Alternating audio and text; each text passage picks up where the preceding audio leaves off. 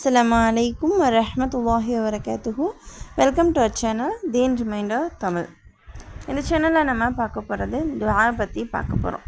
நம்மளுடைய வாழ்க்கையில் கஷ்டங்கள் வரும்.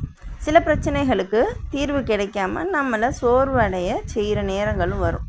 அப்படி ஒரு நேரத்தில் நம்மள்ட்ட இருக்கிற மிகப்பெரிய ஆயுதம் என்ன தெரியுமா? அது துஆ தான். ஆனால் நம்மளில் பலர் இப்படியே சிந்திக்கலாம். என்ன அப்படின்னா, நான் இவ்வளவு துஆ செய்கிறேன், ஆனால் ஏன் அது ஏற்கப்படலை அப்படின்ற சில தாட் எல்லாருக்கும் தோணியிருக்கும். சில தாட் தோணும்.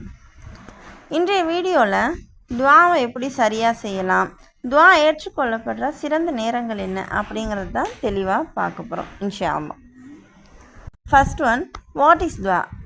துஆனா என்ன அப்படின்னு பார்க்கணும்.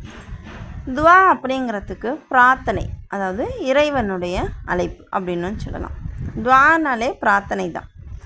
துஆ அப்படிங்கிறது வெறுமனையாக கைகளை மட்டுமே உயர்த்தி கேட்கறது மட்டும் கிடையாது. அது அல்லாஹ்வின் மீது முழுமையான நம்பிக்கையோடு அவனை அழைக்கிறது. அல்குர்ஆன் 40வது அத்தியாயத்தில் 60வது வசனத்தில் அல்லாஹ் சொல்லியிருக்கான், என்னை அழையுங்கள், நான் உங்களுக்கு பதிலளிப்பேன் அப்படின்னு.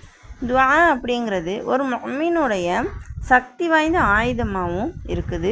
அது விதியை மாற்றக்கூடிய அளவுக்கு வலிமையானதாகவும் இருக்குது. அல்ஹம்துலில்லாஹ். அடுத்த வீடியோ, அதாவது பார்ட் 2ல் நம்ம இதை எப்படிலாம் நம்ம துஆ செய்யலாம், எப்படிலாம் துஆ செஞ்சால் அது எந்தெந்த நேரத்தில் செஞ்சால் அது ஏற்கப்படும் அப்படிங்கிறத நம்ம பார்க்கலாம். அதுக்கு தீன் ரிமைண்டர் தமிழை நீங்கள் ஃபாலோ பண்ணுங்கள், சப்ஸ்கிரைப் பண்ணுங்கள், லைக் பண்ணுங்கள், கமெண்ட் பண்ணுங்கள் அண்ட் ஷேர் பண்ணுங்கள். அஸ்ஸலாமு அலைக்கும் வரஹ்மத்துல்லாஹி வபரகாத்துஹு.